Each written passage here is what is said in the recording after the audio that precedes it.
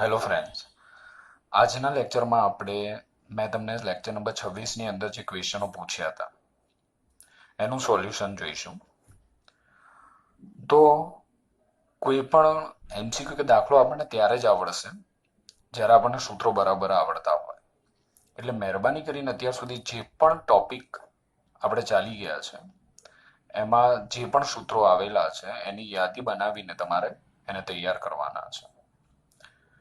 હવે કોઈ પણ એમસીક્યુ કે દાખલો આપણે ત્યારે જ ગણી શકીએ જ્યારે એની રકમ આપણે ધ્યાનથી વાંચીને સમજીએ અને રકમની અંદર જે વસ્તુઓ આપણને આપેલી છે એ વસ્તુઓ એટલે કે ડેટા આપણે સ્ટેપ બાય સ્ટેપ નોંધતા જઈએ અને જે આપણને શોધવાનું કીધેલું છે તે આપણે યોગ્ય સૂત્રનો ઉપયોગ કરી જે તે રાશિ આપણે શોધીએ. તો શરૂઆત કરીએ આપણે. તો પહેલો એમસીક્યુ છે 50 સેન્ટીમીટર લાંબા તાર પર 1 મિલીકુલમ વિદ્યુત ભાર સમાન રીતે વહેંચાયેલો છે. તો આ તાર પર રેખીય વિદ્યુત ભાર ઘનતા શોધો. તમને એક તાર આપેલો છે અને એ તારની લંબાઈ અહીંયા 50 સેન્ટીમીટર આપેલી છે. એટલે હું અહીંયા તારની લંબાઈને L વડે દર્શાવી દઉં. L જે આપણને આપેલો છે 50 સેન્ટીમીટર. તો અહીંયા લખી નાખો L is equal two 50 centimetre. આ તાર પર 1 મિલીકુલમ જેટલો વિદ્યુત ભાર, તો અહીંયા આ તાર પર અહીંયા જોઈ શકાય છે કે ભાઈ 1 મિલીકુલમ જેટલો વિદ્યુત ભાર સમાન રીતે વહેંચાયેલો છે.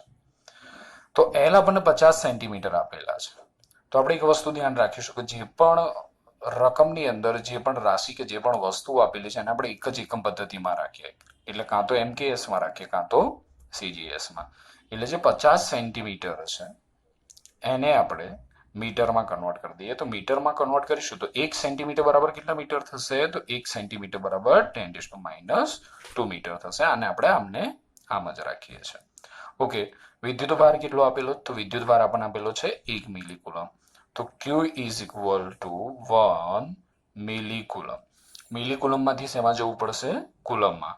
તો મિલી એટલે કેટલા? 10⁻³ થશે.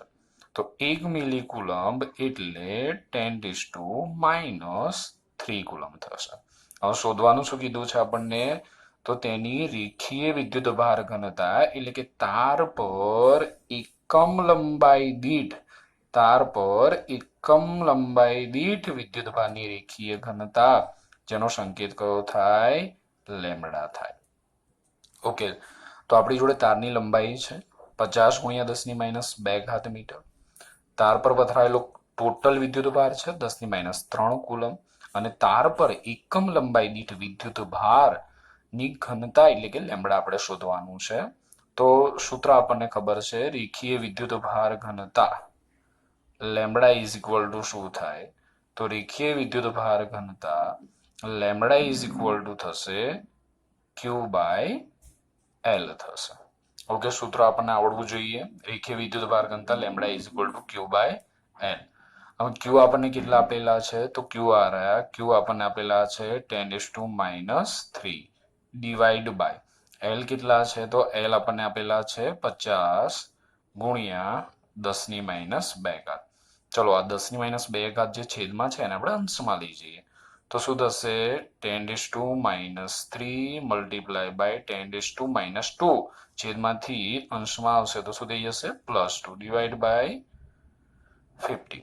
ઓકે, 10⁻³ ઇન્ટુ 10⁻² એટલે આપણને કેટલા મળશે? 10⁻1 ડિવાઈડ બાય કેટલા થશે? 50.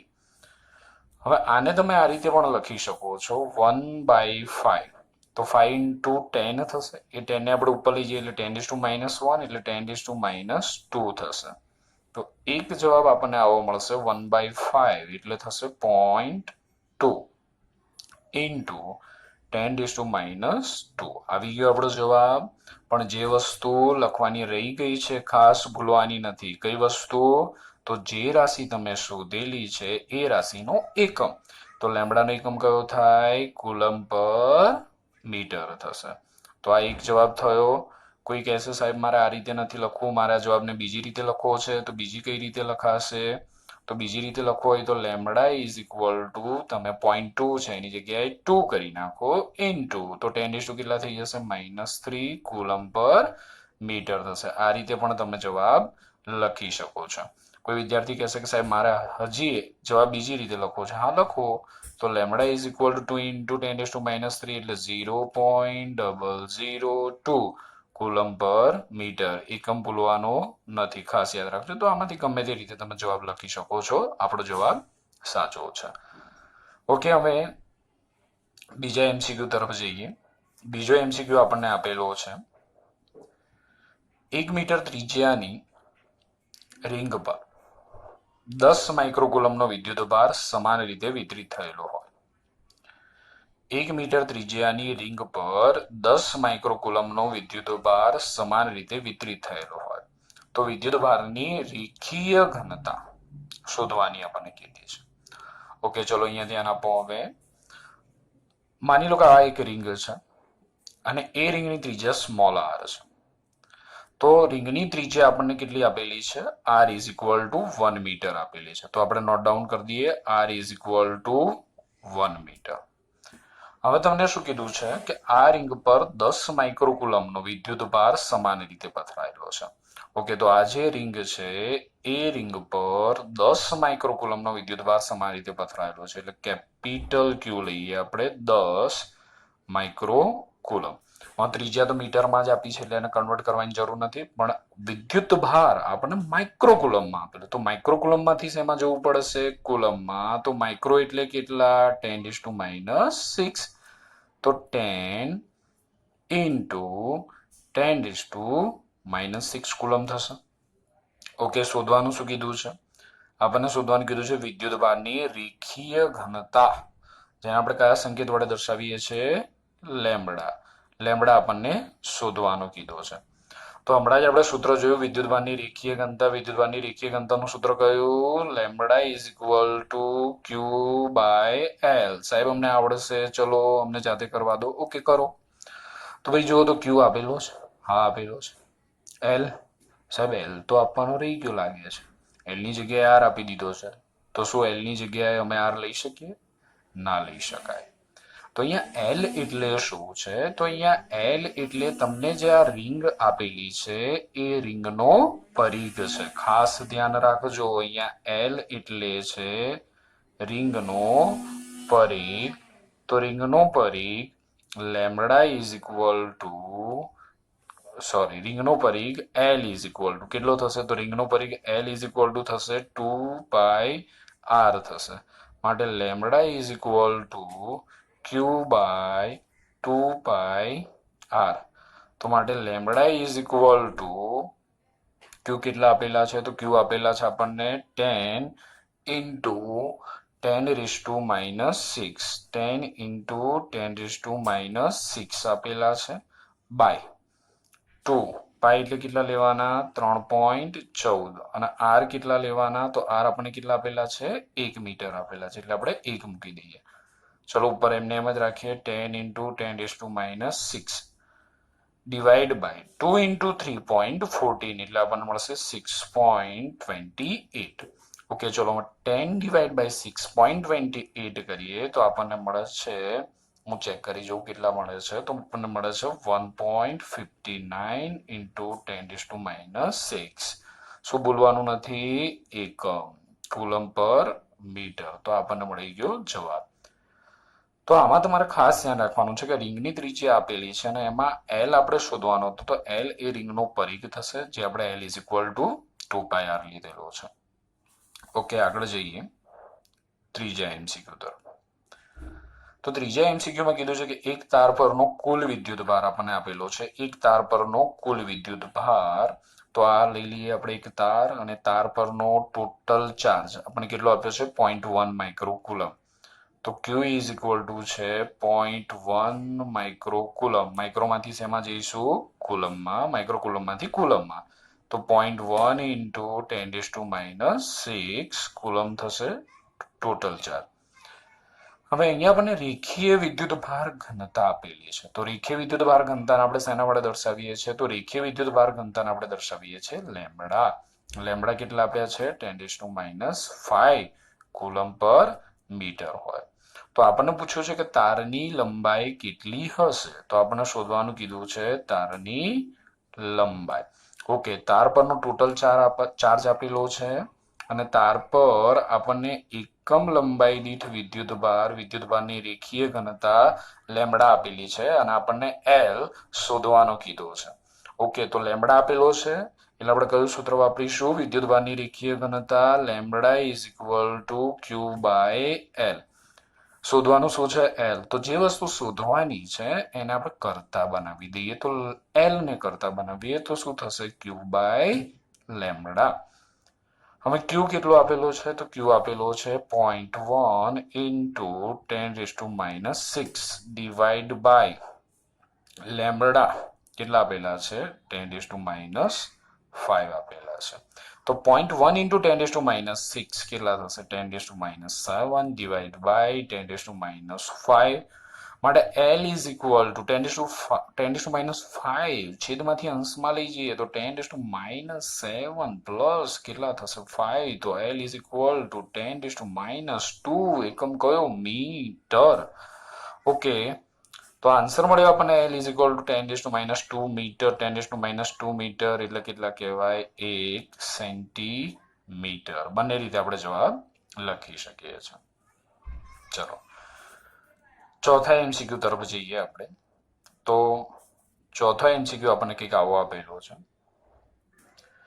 કે એક સુરેખ તાર પર વિદ્યુત ભાર ઘનતાનું સૂત્ર lambda of x is equal to λ0 x³ છે. ચલો એક તાર છે અને આ તાર પર વિદ્યુતભારની રેખીય ઘનતા લેમડા ઓફ એક્સ એટલે કે વિદ્યુતભારની રેખીય ઘનતા એક્સ પર આધારિત છે. તો આ જે તાર છે એનો એક છેડો થશે x બરાબર 0 અને બીજો છેડો થશે x બરાબર L થશે. એટલે આ તારની ટોટલ લેન્થ કેપિટલ L છે.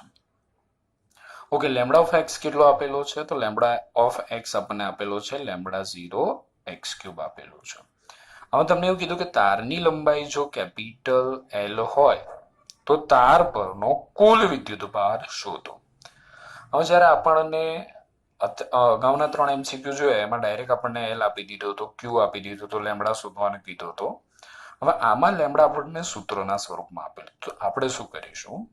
તો સૌથી પહેલા આ જે તાર છે એ તારને આપણે નાના નાના રેખાખંડોની અંદર વિભાજિત કરી નાખીશું અને તાર પર કોઈ અતિ સૂક્ષ્મ લંબાઈનો રેખાખંડ લઈશું. તારની ટોટલ લંબાઈ કેપિટલ L છે એટલે આપણને એવું લાગે કે ભાઈ અહીંયા આ જે સૂક્ષ્મ રેખાખંડ આપણે લીધો છે એની લંબાઈ dl થશે, પણ dl ની જગ્યાએ હું dx લઉં છું. ખાસ ધ્યાન રાખજો. આ જે સૂક્ષ્મ રેખાખંડ લીધો છે આનું નામ આપી દો સૂક્ષ્મ રેખાખંડ. આ જે આપણે રેખાખંડ લીધો છે એની લંબાઈ હું dl ની જગ્યાએ dx. કેમ? તો જવાબ આપો. કારણ કે અહીંયા આપણને જે લેમડા આપેલો છે x પર આધારિત છે માટે અહીંયા આ જે રેખાખંડ છે એની લંબાઈ આપણે dl ની જગ્યાએ dx લઈએ છીએ. હવે આમાં સમાયેલો વિદ્યુત ભાર કેટલો થાય? તો આમાં સમાયેલો વિદ્યુત ભાર dq ઇઝ ઇક્વલ ટુ કેટલો થશે? તો હમણાં જ આપણે જોયું કે ભાઈ લેમડા ઇઝ ઇક્વલ ટુ શું થાય? તો લેમડા ઇઝ ઇક્વલ ટુ થાય ક્યુ બાય એલ થશે. Lambda is equal to Q by L. તો ક્યુ બાય એલ, તો ક્યુ બરાબર શું થાય? લેમડા એલ થાય. તો અહીંયા તાર પર વિદ્યુતભારની રેખીય ઘનતા તો લેમડા છે, પણ આ જે સૂક્ષ્મ રેખાખંડની લંબાઈ છે કેટલી છે? dx છે. એટલે આ સૂક્ષ્મ રેખાખંડમાં સમાયેલો વિદ્યુતભાર dq is equal to lambda dx થશે. હવે આમાં બધા જ સૂક્ષ્મ રેખાખંડમાં સમાયેલા વિદ્યુત ભારોનો સરવાળો કરવામાં આવે એટલે સરવાળો શેમાં પરિણામે? સંકલનમાં પરિણામે અને આપણને તાર પરનો કુલ વિદ્યુત ભાર મળે. એટલે આપણે dq નો સરવાળો કરવાનો છે એટલે આપણને તાર પરનો કુલ વિદ્યુત ભાર મળશે dq. સરવાળો આપણે ક્યાંથી ક્યાં લેવાનો છે? 0 થી L સુધીનો લેવાનો છે. હવે dq બરાબર આપણને કેટલા મળ્યા? તો dq બરાબર આપણને મળ્યા લેમડા dx. તો 0 થી L લેમડા dx થશે. માટે q is equal to lambda કેટલા આપેલા છે? λ0 x³. તો 0 થી L lambda 0 x³ into dx. હવે તમને ખબર પડી કે આપણે શા માટે અહીંયા ડીએક્સ લીધું છે, કારણ કે અહીંયા એક્સની સાપેક્ષે સંકલન કરવાનું છે. જો ડીએલ લીધા હોત તો આપણને અહીંયા તકલીફ પડે. ચલો હવે લેમડા 0 ને બહાર લઈ લો, તો લેમડા 0 ને બહાર લઈ લઈએ તો 0 થી L એક્સ ક્યુબ ડીએક્સ. હવે સંકલન યાદ છે કે ભૂલી ગયા છો? તો સંકલનનું સૂત્ર શું છે? તો સંકલનનું સૂત્ર અહીંયા આપણે લઈશું x raise to n dx is equal to શું થાય? તો x raise to n plus 1 by શું થશે? એન પ્લસ 1 થશે. તો અહીંયા આપણને એન ની જગ્યાએ કેટલા આપ્યા છે? 3 આપેલા છે, એટલે x raise to 3 plus 1 by શું થશે? 3 પ્લસ 1 એટલે એક્સ રેસ ટુ 4 બાય 4. તો આપણને મળશે ક્યુ ઇઝ ઇક્વલ ટુ લેમડા 0 સંકલન એક્સ રેસ ટુ 3 નું એક્સ રેસ ટુ 4 બાય 4 0 થી L. હવે ક્યુ ઇઝ ઇક્વલ ટુ લેમડા 0 પહેલા આપણે એક્સ ની જગ્યાએ ઉપરની લિમિટ મૂકીશું, પછી નીચેની લિમિટ. શીખવાડેલું છે મેં તમને ઉપલી માઇનસ નીચેની. ઓકે, 4 ને 12 લઈ લઈએ. લેમડા 0 બાય 4 રહ્યું એક્સ રેસ ટુ 4 0 થી L. તો q is equal to lambda 0 by 4 પહેલા એક્સ ની જગ્યાએ ઉપલી લિમિટ એટલે L રેસ ટુ 4 માઇનસ 0. તો આન્સર શું મળશે આપણને? Q is equal to lambda 0 L raise to 4 by શું થશે? 4 થશે. ઓકે, ચલો પાંચમા એમસીક્યુ તરફ જઈએ આપણે, જેમાં તમને કીધું છે કે એ ત્રિજ્યાના વર્તુળના પરિઘ પર રેખીય વિદ્યુતભાર ઘનતા lambda is equal two lambda 0 cos square theta છે. તો વર્તુળ પરનો કુલ વિદ્યુતભાર શોધો. એ ત્રિજ્યાના વર્તુળના પરિઘ પર રેખીય વિદ્યુતભાર ઘનતા આપણને આપેલી છે lambda is equal two lambda 0 cos square theta. તો વર્તુળ પરનો કુલ વિદ્યુતભાર આપણને શોધવાનો કીધો છે. ઓકે, તો આમાં પણ આપણે શું કરીશું? તો આપણને જે આ વર્તુળ આપેલું છે, વર્તુળનો પરિઘ કેટલો હોય? તો વર્તુળનો પરિઘ થાય L is equal two 2πr. વર્તુળનો પરિઘ થાય L is equal two 2πr થાય. તો આ જે વર્તુળનો પરિઘ છે L લંબાઈનો, એને આપણે નાના ભાગોની અંદર વિભાજિત કરી નાખીએ. એટલે કે વર્તુળ પર એક ડીએલ લંબાઈનો રેખાખંડ લઈએ. ડીએલ લંબાઈનો રેખાખંડ લઈએ. હવે આપણે આ રેખાખંડની લંબાઈ શોધવાની છે. કઈ રીતે? તો તમે કહેશો કે સાહેબ લંબાઈ તો આપણે લઈ લીધી ડીએલ, પણ કઈ રીતે? ખાસ ધ્યાન આપો. તો આ રેખાખંડે કેન્દ્ર પાસે આંતરેલો કોણ ધારો કે ડી થીટા છે. આ રેખાખંડે કેન્દ્ર પાસે આંતરેલો કોણ ધારો કે ડી થીટા છે. તો આ જે છે વર્તુળનો ચાપ થશે. આ ત્રિજ્યા છે જે આપણને એ આપેલી છે, અને આ થયો ખૂણો. તો આપણને ખબર છે કે ખૂણો બરાબર ચાપ ભાગ્યા ત્રિજ્યા. ખૂણો બરાબર ચાપ ભાગ્યા ત્રિજ્યા. તો ચાપ બરાબર શું થશે? તો અહીંયા ચાપ બરાબર થશે ખૂણો ગુણ્યા શું થશે? ત્રિજ્યા થશે. તો આપણે જે આ ચાપ અહીંયા લીધો છે ડીએલ લંબાઈનો, એની લંબાઈ ડીએલ ઇઝ ઇક્વલ ટુ ખૂણો એટલે ડી થીટા અને ત્રિજ્યા એટલે એ થશે. તો આની લંબાઈ DL is equal two A into D theta થઈ. હવે આ સૂક્ષ્મ રેખાખંડમાં સમાયેલો વિદ્યુતભાર શોધવો પડશે. જે રીતે આપણે અહીંયા તારમાં જે વસ્તુ કરી હતી એ જ અહીંયા કરીએ છીએ. તો ડીક્યુ ઇઝ ઇક્વલ ટુ આ વર્તુળ પર વિદ્યુતભારની રેખીય ઘનતા કેટલી છે? લેમ્બડા. યસ. અને આ રેખાખંડની લંબાઈ કેટલી છે? ડીએલ. એટલે આ સૂક્ષ્મ રેખાખંડમાં સમાયેલો વિદ્યુતભાર કેટલો થશે? તો ડીક્યુ ઇઝ ઇક્વલ ટુ થશે લેમ્બડા ડીએલ થશે. હવે આ બધા જ સૂક્ષ્મ રેખાખંડ પર સમાયેલા વિદ્યુતભારોનો શું કરવાનો? સરવાળો સંકલનમાં પરિણામે અને આપણને ટોટલ વિદ્યુતભાર મળે એટલે ક્યુ ઇન્ટિગ્રેશન ડીક્યુ. હવે વર્તુળના પરિઘ પરનું કુલ વિદ્યુતભાર એટલે આપણે 0 થી શરૂઆત કરીએ અને ફરી પાછા અહીંયા આવીએ એટલે કેટલા થશે? 2π. એટલે અહીંયા આપણે સંકલન લેવાનું છે 0 થી 2π. ખાસ ધ્યાન રાખજો ડીક્યુ. ઓકે, હવે કિંમત મૂકીએ 0 થી 2π ડીક્યુ ની કિંમત થઈ લેમ્બડા ડીએલ થઈ. ક્યુ ઇઝ ઇક્વલ ટુ 0 થી 2π. લેમ્બડાની વેલ્યુ મૂકીએ તો લેમ્બડા કેટલા આપેલા છે આપણને? Lambda 0 cos square theta. અને સોરી અહીંયા આપણે DL ની જગ્યાએ મૂકીશું AD થીટા. ઓકે, DL ની જગ્યાએ આપણે શું છે? ઓકે, DL અહીંયા શોધેલા, DL ની જગ્યાએ મૂકીશું AD થીટા. ઓકે, તો લેમડા 0 અચળ, A અચળ, એને આપણે બહાર લઈ લઈએ તો Q is equal to lambda 0 A 0 થી 2 pi cos square theta into D theta.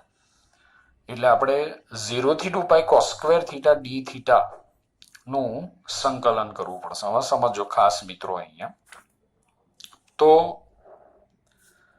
cos square theta એટલે થાય છે cos square theta is equal to 1 plus cos 2 theta by 2 થાય. તો પહેલા આપણે cos 2 થીટાનું સંકલન સમજીએ. ક્યાંથી ક્યાં? તો 0 થી 2 pi cos 2 theta D theta, જેનું સંકલન થાય sin 2 થીટા બાય 2 0 થી 2 પાઈ. ઓકે, પહેલા થીટાની જગ્યાએ ઉપલી લિમિટ મૂકીએ એટલે શું થશે? તો sin 2 ઇન્ટુ 2 પાઈ માઇનસ sin થીટાની જગ્યાએ કેટલા મૂક્યા? 0, એટલે sin 0 ડિવાઈડ બાય 2. તો આપણને ઉપર મળ્યા 2 into 2 pi sin 4 pi minus sin 0 divide by 2. Okay, sin 4 pi કેટલા થશે? 0, sin 0 0 બાય 2, એટલે 0 થી 2 pi cos 2 theta D theta આપણને મળશે 0. આ ધ્યાન રાખજો. બીજી કેટલીક વસ્તુઓ તમારે અહીંયા ધ્યાન રાખવાની છે. એ જ પ્રમાણે 0 થી 2 pi sin 2 theta D theta 0 થશે. 0 થી 2 pi cos 2 theta D theta 0 થશે. 0 થી 2 પાઈ sin થીટા 0 થશે. 0 થી 2 pi cos theta D theta 0 થશે. પણ 0 થી 2 pi sin square theta D theta pi થશે. 0 થી 2 pi cos square theta D theta pi થશે. ચલો, આ બધા તો તમે આ જ પ્રમાણે સંકલન કરી શકશો. આનું આપણે સમજીએ sin સ્ક્વેર થીટા કે cos સ્ક્વેર થીટા. આપણે cos સ્ક્વેર થીટા જ લઈએ. cos સ્ક્વેર થીટાના આધાર સમજીએ તો cos સ્ક્વેર થીટા 0 થી 2 પાઈ 0 થી 2 pi cos square theta D theta. તો મેં ઉપર સૂત્ર શું કીધું? cos square theta is equal to 1 plus cos 2 theta by 2 થશે. તો અહીંયા આપણે જોઈએ 0 થી 2 પાઈ 1 પ્લસ 0 થી 2 પાઈ એન્ડ ટાઈમે પેન ખાલી થઈ ગઈ. 0 થી 2 pi 1 plus cos 2 theta by 2 into D theta. લો, આ પેન ખાલી થઈ ગઈ, બધી એક સાથે જ ખાલી થઈ ગઈ. હવે આના આપણે બે ભાગ પાડી દઈએ. 2 ને બહાર લઈ લઈએ તો 1/2. બે ભાગ પાડું છું, ધ્યાન રાખજો. પહેલો ભાગ 1 ઇન્ટુ D થીટા, એટલે 0 થી 2 પાઈ D થીટા, પ્લસ બીજો ભાગ 0 થી 2 pi cos 2 theta into D theta. હવે 0 થી 2 pi cos 2 theta into D theta, આપણને આન્સર કેટલો મળ્યો? 0. એટલે આ તો 0 થઈ ગયું આખું પદ. તો હવે રહ્યું કેટલું? તો 1/2. 0 થી 2 પાઈ D થીટા, તો 0 થી 2 પાઈ D થીટા. D થીટાનું સંકલન શું થાય? થીટા થીટા 0 થી 2 પાઈ. તો આપણને મળશે શું? 1/2. થીટાની જગ્યાએ પહેલા શું મૂકીશું? 2 પાઈ, પછી થીટાની જગ્યાએ -0, એટલે 1/2 મલ્ટીપ્લાય બાય 2 પાઈ. તો 2 કટ, તો આપણને શું મળ્યું? પાઈ. તો મેં તમને યાદ રાખવાનું કીધું કે 0 થી 2 pi cos square theta D theta is equal to pi. એ જ પ્રમાણે 0 થી 2 pi sin square theta D theta is equal to pi. એ જ પ્રમાણે મિત્રો તમે sin સ્ક્વેર થીટાનું સૂત્ર લખવું હોય તો તમે લખી શકો કે sin square theta is equal to 1 minus cos 2 theta by 2 થશે. ખાલી નિશાની પ્લસની જગ્યાએ માઇનસ થઈ જશે. ઓકે, તો આ યાદ રાખી લેજો ખાસ. મિત્રો ફટાફટ આપણે આપણા દાખલા તરફ આવીએ કારણ કે બહુ એટલી મારા મોબાઈલમાં મેમરી નથી. તો અહીંયા 0 થી 2 pi cos square D theta એટલે આપણને મળ્યું પાઈ એટલે લેમડા 0 એ ઇન્ટુ પાઈ આપણો આન્સર આવશે. તો મેં તમને એમસીક્યુમાં પૂછ્યું હતું કે lambda is equal to lambda 0 sine square theta, તો જવાબ કેટલો આવશે? આ જ આવશે લેમડા 0 પાઈ એ. પણ lambda is equal to lambda 0 cos theta, lambda is equal to lambda 0 sine theta, lambda is equal to lambda 0 cos 2 theta, lambda is equal to lambda 0 sine 2 theta, તો આન્સર 0 થશે. તો ખાસ ધ્યાન રાખજો, તમને જે આ વર્તુળ આપેલું છે વર્તુળોને તમે અતિ સૂક્ષ્મ રેખાખંડોમાં વિભાજિત કરી નાખો છો. આ રેખાખંડની તમે લંબાઈ શોધો છો. DL is equal two A D theta, એમાં સમાયેલો વિદ્યુતભાર DQ is equal to lambda DL. ત્યારબાદ આવા બધા જ સૂક્ષ્મ રેખાખંડમાં સમાયેલા વિદ્યુતભારનો સરવાળો એટલે તમને આ વર્તુળના પરિઘ પરનો કુલ વિદ્યુતભાર મળે છે. સંકલન 0 થી 2 પાઈ લેવાનું છે, ખાસ ધ્યાન રાખજો. સંપૂર્ણ પરિઘ પરનો વિદ્યુતભાર કીધો છે માટે ડીક્યુ, ડીક્યુ ની જગ્યાએ આપણે મૂકીશું લેમડા ડીએલ. લેમડા આપણને આપેલો છે લેમડા 0 કોસ સ્ક્વેર થીટા અને ડીએલ આપણે શોધ્યો એ ઇન્ટુ ડી થીટા. ઓકે, મેં તમને શીખવાડ્યું લેમડા 0 એ ને આપણે બહાર લઈ લીધા, 0 થી 2 pi cos square theta D theta નું સંકલન થશે પાઈ. તો ખાસ જોઈ લેજો, કોઈ ક્વેરી હોય તો મોકલજો.